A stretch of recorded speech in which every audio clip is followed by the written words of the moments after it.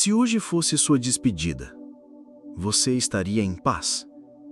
E se hoje fosse sua última manhã? Se você abrisse os olhos, olhasse pela janela e soubesse com certeza que esse seria o seu último amanhecer, você sairia em paz ou sairia em dívida com a sua própria alma? A maioria das pessoas desvia dessa pergunta como se fosse uma pedra no caminho. Pulam por cima, fingem que ela não existe. Afinal, pensar na morte é desconfortável, pesado, incômodo. Mas ainda assim, vivemos como se fôssemos eternos. Vamos empurrando os dias, repetindo rotinas, adiando conversas, acumulando mágoas pequenas, fingindo que tudo pode ser resolvido depois. Mas e se não tiver depois? A verdade é que todos nós carregamos um relógio de areia invisível. Ele está virado, funcionando, grão por grão, sem fazer barulho.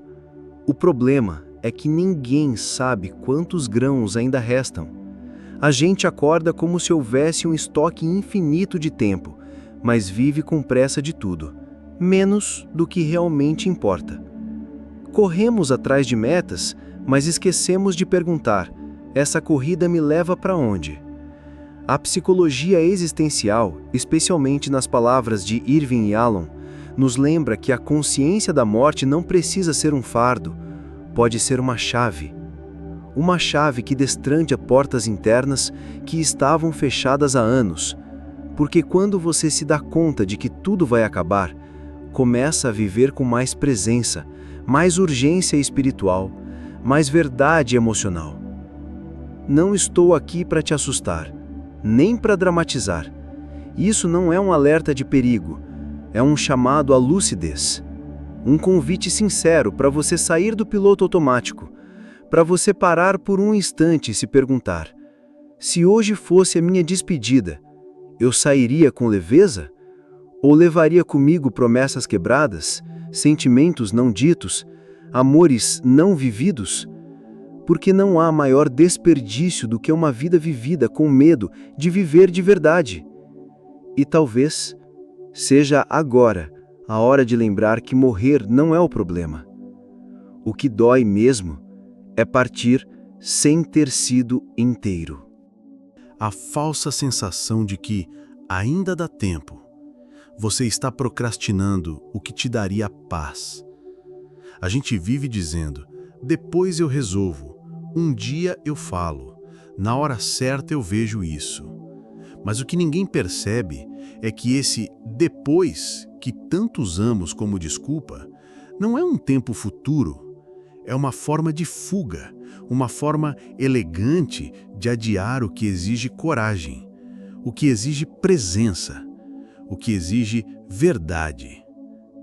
Existe um nome para isso: procrastinação existencial. Não é só deixar a louça para amanhã, é deixar a vida para depois. É adiar aquela conversa difícil com um pai que você ama, mas se afastou. É evitar o perdão que libertaria seu peito. É deixar sempre para amanhã a decisão de mudar aquilo que claramente te corrói. E você vai se enchendo de pequenas pendências emocionais que ninguém vê, mas que seu corpo sente. Um acúmulo silencioso de tudo o que você não resolve, tudo o que você empurra, tudo o que você sente, mas não encara.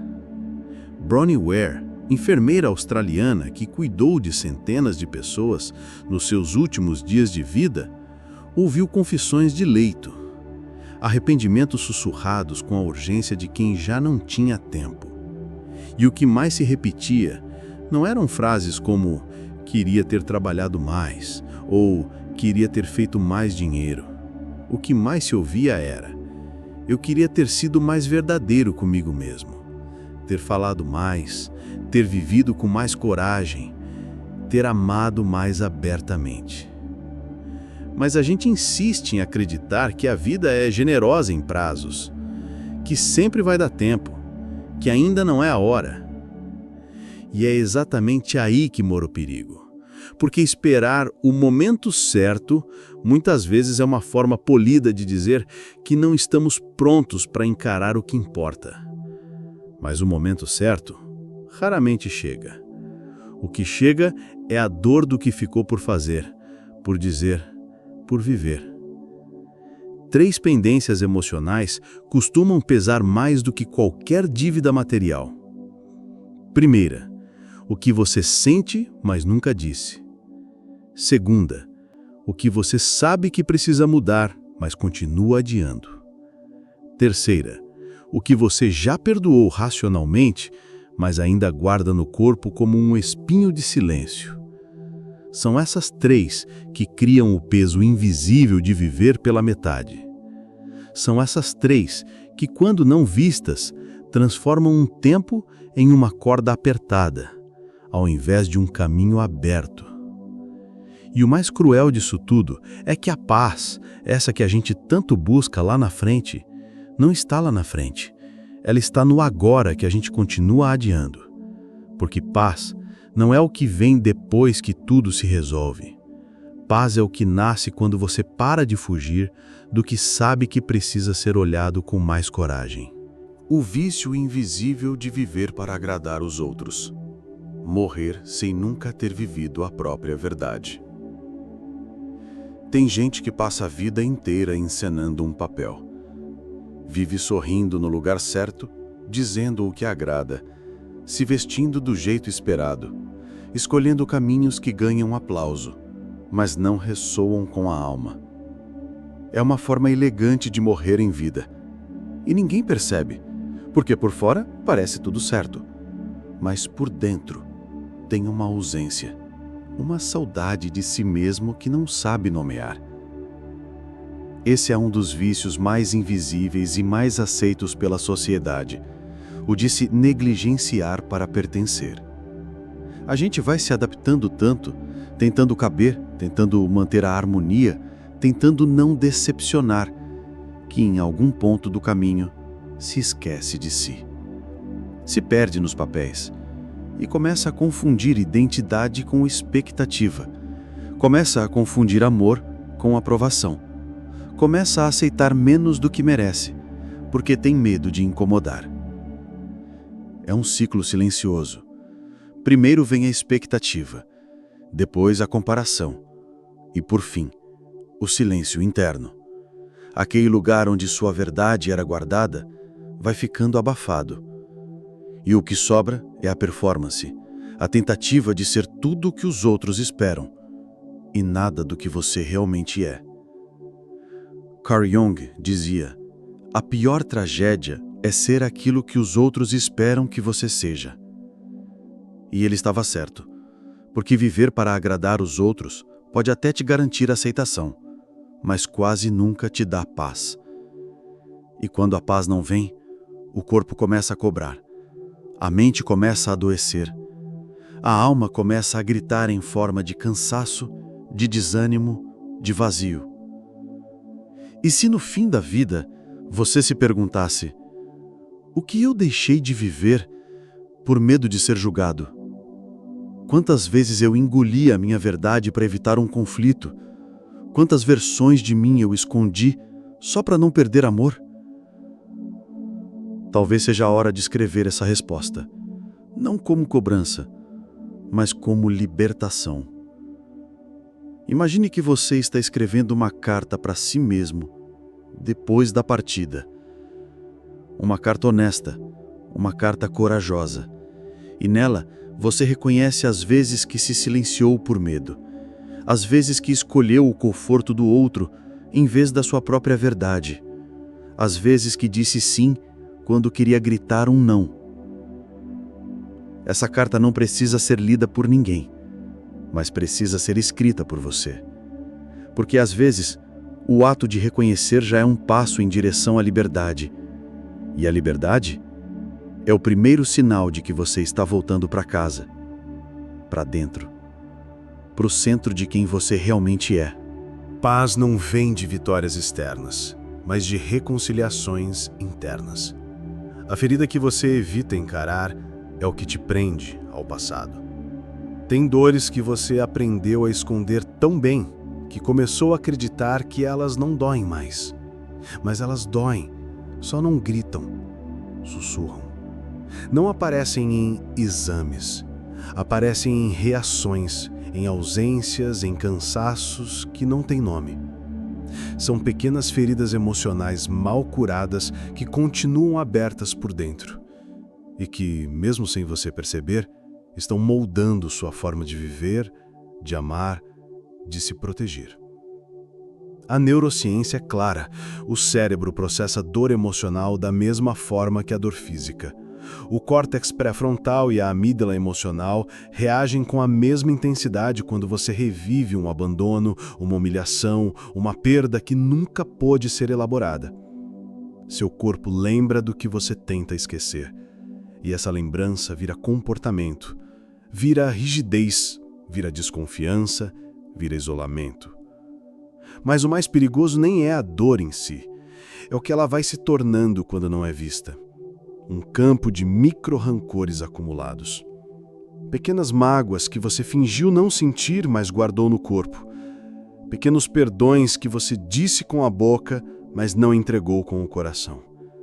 Pequenas frustrações que você jogou para debaixo do tapete e que agora pesam feito concreto na alma. O passado não te prende porque foi doloroso. Ele te prende porque ainda está ativo emocionalmente dentro de você. E às vezes, tudo o que separa você da paz que tanto busca é uma reconciliação que você vem adiando. Não com o outro, mas com aquilo que ainda pulsa aí dentro, sem nome, sem forma, esperando ser olhado com verdade. A proposta é simples: uma reconciliação. Uma só, mas feita com honestidade. E para isso, 3 etapas. Primeiro, nomeie a dor. Dê forma ao que te atravessa, escreva, diga em voz alta, desenhe, o que for, mas não permita mais que essa dor exista sem nome. Depois, entenda o que ela exigia de você emocionalmente. Nem toda mágoa é sobre o outro. Muitas vezes é sobre a expectativa não atendida, sobre o cuidado que você queria, sobre o amor que faltou. Olhe com compaixão, não com julgamento. Por fim, libere. Não porque o outro pediu desculpas, não porque você esqueceu, mas porque você não quer mais carregar isso. Libere sem precisar da validação de quem te feriu. Libere por você. Paz não é ausência de conflito. Paz é a decisão consciente de não viver mais como refém daquilo que já passou. E quando você se reconcilia com o que doeu, o presente se torna mais leve, o futuro mais possível e a despedida um pouco menos assustadora. Porque não há nada mais libertador do que partir, sem estar preso. Como viver de forma que a despedida seja leve? A paz não é sorte, é construção. Tem gente que acredita que morrer em paz é questão de sorte, que algumas pessoas simplesmente têm o privilégio de partir serenas, cercadas de amor, com o coração resolvido. Mas paz, ao contrário do que muitos pensam, não é um presente que a vida dá ao acaso. Paz é algo que se constrói, com escolhas, com renúncias, com presença. Os estoicos já diziam: memento mori. Lembre-se da morte, não como uma ameaça, mas como uma bússola. Lembrar da morte é lembrar da urgência do agora. É se lembrar de que cada pequena decisão de hoje tem o poder de fazer sua última noite mais leve ou mais pesada. Viver como se a despedida pudesse ser a qualquer momento não é mórbido, é profundamente libertador, porque muda o critério. Você para de viver para impressionar e começa a viver para sentir. Existe uma prática simples, mas profundamente transformadora: a regra da última noite. Toda vez que estiver diante de uma decisão, Uma palavra a dizer, um gesto a fazer, um encontro a adiar. Pergunte-se: se esta fosse minha última noite lúcida, eu agiria assim? A resposta que vier, quase sempre é a mais verdadeira, porque ela não vem do ego, vem da alma, e a alma não mente. O monge vietnamita Thich Nhat Hanh dizia que morrer em paz é viver em presença, que cada momento de atenção plena é um ensaio sagrado para a morte, porque quem está inteiro no agora não carrega falta depois. E talvez seja esse o segredo: transformar a vida numa coleção de presenças. Presença no olhar, no toque, na escuta, naquilo que você entrega sem se distrair. 3 perguntas podem te ajudar a reordenar os dias. Primeira: o que estou adiando sem motivo legítimo? Segunda: a quem estou deixando de amar por orgulho? Terceira: o que, se eu morresse hoje, me faria sentir incompleto? Essas perguntas não exigem pressa, exigem coragem, porque elas tiram o foco do que brilha e colocam no que pesa. E é esse peso, não visto, que te impede de viver leve e de partir leve quando for a hora. Viver como quem sabe que pode ir a qualquer momento não é triste, é lúcido. E lucidez é uma das formas mais puras de amor que alguém pode oferecer a si mesmo. Porque quem vive com lucidez, ama com inteireza. E quem ama com inteireza, não parte com dívida, parte com gratidão. Ouça com atenção. Se hoje fosse sua despedida, você estaria leve ou carregando promessas quebradas? Essa pergunta não exige pressa para ser respondida. Ela exige verdade. Uma verdade que você só encontra quando silencia o barulho ao redor e escuta o que está gritando por dentro. A paz não se constrói em grandes conquistas. Ela nasce nas escolhas pequenas que você faz todos os dias, quando decide perdoar em vez de guardar, quando escolhe dizer o que sente em vez de engolir, quando opta por amar com presença em vez de correr atrás de distrações. Escreva, em algum canto só seu, 3 decisões, 3 escolhas que, se fossem tomadas hoje, trariam mais paz do que qualquer conquista material. 3 gestos que não esperam um grande momento, mas que podem transformar o momento presente em algo mais verdadeiro. Sêneca dizia: a vida é longa o suficiente se você souber usá-la bem. E usar bem a vida não é sobre acelerar, é sobre alinhar. Alinhar suas palavras com o que sente, seus atos com o que acredita, sua jornada com o que é sagrado para você. Imagine agora a imagem de um barco prestes a partir. E antes de zarpar, alguém decide esvaziar o casco. Tira o peso que não é seu. Deixa para trás o que não cabe mais. Ele parte, não porque fugiu, mas porque se libertou. É assim que a vida se despede com leveza. Quando não há mais nada a provar, quando o amor foi dito, quando o perdão foi entregue, e quando o tempo, mesmo que curto, foi usado com presença. A paz que você busca não está no amanhã ideal. Ela está no hoje, vivido com coragem, com perdão e com verdade. Se essa mensagem te tocou, se inscreve no canal e deixa um like. Compartilha com quem precisa ouvir. Nos vemos no próximo vídeo, com mais presença, verdade e silêncio que cura.